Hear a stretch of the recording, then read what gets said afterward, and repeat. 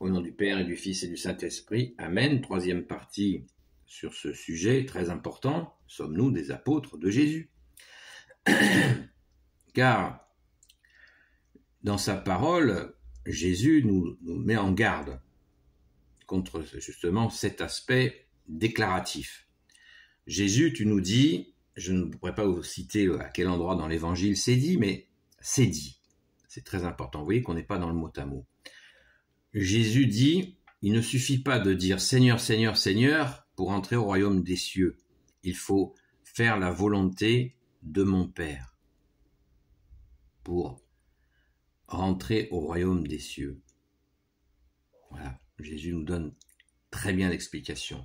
Je vois des gens, des fois, il y a des soirées de guérison. Au nom de Jésus, je te guéris. Au nom de Jésus, je te libère de ceci. Au nom de Jésus, je t'enlève ce démon, etc., etc.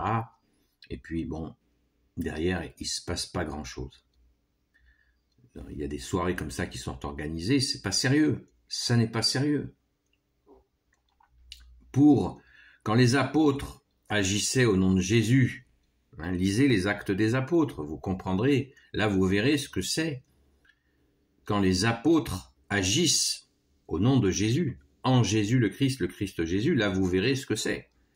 C'est pas une soirée comme ça où on va déclarer au nom de Jésus, tatati tatata, dans des églises qui ne sont pas la Sainte Église catholique, en plus. Ça n'est pas sérieux, ne perdez pas votre temps là-dedans. C'est de l'illusion. Alors, il y a des fois des gens qui crient, des gens qui se roulent par terre.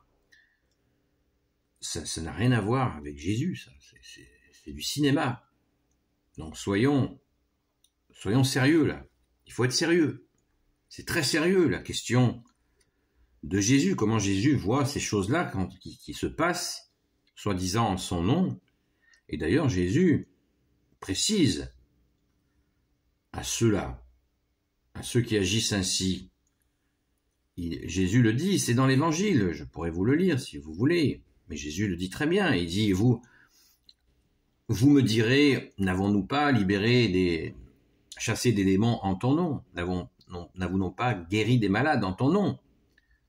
Vous me direz, n'avons-nous pas fait ceci ou cela en ton nom? Et Jésus dit, je vous répondrai, je ne vous connais pas, écartez-vous de moi, vous qui commettez l'iniquité. Waouh! Qu'est-ce que tu veux dire, Jésus? Eh oui, vous qui commettez l'injustice. Justice, forcément, si on se déclare, on s'auto-déclare apôtre, on s'auto-déclare de guérir au nom de Jésus, de chasser les démons au nom de Jésus, tout seul dans sa tête, on se déclare comme ça, forcément, on va fabriquer de l'injustice. On va donner un faux espoir de guérison à quelqu'un.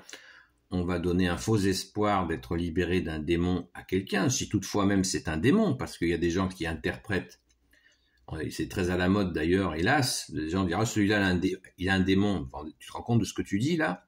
T'es exorciste, toi, pour dire que celui-là ou celle-là, il a un démon? Tu rigoles ou quoi? Mais c'est sérieux là ce que tu fais.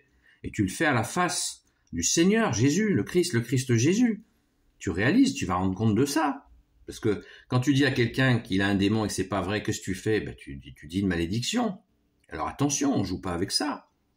L'immense majorité des gens qui croient avoir des démons, ils ont juste un petit problème dans leur tête. Ça veut pas dire qu'ils sont fous. Pas du tout. C'est-à-dire qu'il y a un problème. Il y a un dysfonctionnement. C'est pas moi qui le dis, ce sont les exorcistes, les vrais exorcistes, des curés catholiques. Donc, l'exorcisme, c'est un discernement avant tout. Et après, il faut passer à l'action quand il y a effectivement un démon qui est authentifié par l'exorciste, par le curé exorciste, pas par Tartampion qui s'est déclaré chasseur de démons. C'est très sérieux, on rigole pas avec ça. Et si les curés certains ont un charisme, tous peuvent le faire normalement, mais certains ont un charisme plus fort que d'autres sur le sujet. Si c'est des prêtres qui le font, c'est pas pour rien. Jésus l'a voulu ainsi, et il faut pas jouer avec ça. Pour des tas de raisons que je vais pas expliquer là, ce serait trop long. Mais on joue pas avec ça. On se déclare pas un matin en se levant chasseur de démons. Ça c'est juste une blague. Il y a plein de sujets comme ça où les gens s'auto-déclarent oui, moi j'ouvre le passage des morts, etc. Toutes ces conneries-là. Il faut arrêter là. C'est encore des gens qui s'auto-proclament. C'est très très à la mode. Je m'auto-proclame guérisseur, chasseur de démons, libérateur d'âmes, etc. Tout ça, c'est du vent. C'est du vent. Quand ça n'est pas encore des ruses conscientes ou inconscientes pour vous prendre de l'argent. Alors que Jésus lui-même a dit, ce que vous avez reçu gratuitement, donnez-le gratuitement. Donc ça, c'est un signe très important. Quand il y a des gens qui demandent de l'argent, passez votre chemin. Hors sujet. Pas avec Jésus. Tu peux pas être avec Jésus et demander de l'argent. Tu peux être quelqu'un de sympathique, avoir quelques bons conseils, oui, mais tu peux pas guérir au nom de Jésus en demandant de l'argent. Ça n'existe pas, ça. Jésus ne se contredit pas. Simple. Vous voyez? Mais surtout, par rapport à tout ce que je viens de dire, restons dans l'espérance. Restons pleins d'espoir. Pleins d'espoir et dans cette fidélité, dans cet amour. Car Jésus, quand nous aimons Jésus, c'est pas Jésus, je t'aime à condition que tu fasses de moi un apôtre. Si vous êtes quelqu'un que Jésus voit suffisamment solide, constant, aimant et cohérent aussi, eh bien, peut-être qu'il vous appellera. Alléluia, ce serait vraiment le plus grand rendez-vous de votre vie. Mais est-ce que nous sommes celui-là? Donc, déjà, il nous faut commencer à aimer Jésus, à l'accueillir dans nos vies, à l'accueillir dans nos vies sans pour autant être dans une obsession. Mais quand on aime, c'est pas de l'obsession, c'est un bel amour. Jésus, c'est vraiment le bel amour, le grand amour. On peut aimer une femme, être un homme et aimer une femme et avoir comme grand amour Jésus. On peut être un homme et aimer une femme et avoir comme plus grand amour Jésus, c'est normal. Jésus est Dieu. Et il nous aime et nous l'aimons en retour, car nous sommes reconnaissants. Et plus que ça, si nous avons envie de le servir, mais ce n'est pas nous qui décidons de le servir, c'est lui qui nous mettons au travail en mettant en pratique sa parole. Alléluia. Merci Jésus.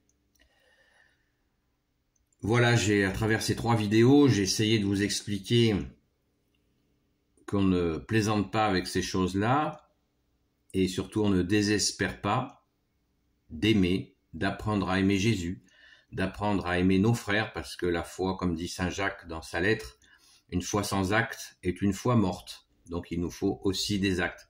La charité, c'est pas avec la bouche, c'est dans des actes. Donc mettons-nous en route avec notre bien-aimé Jésus.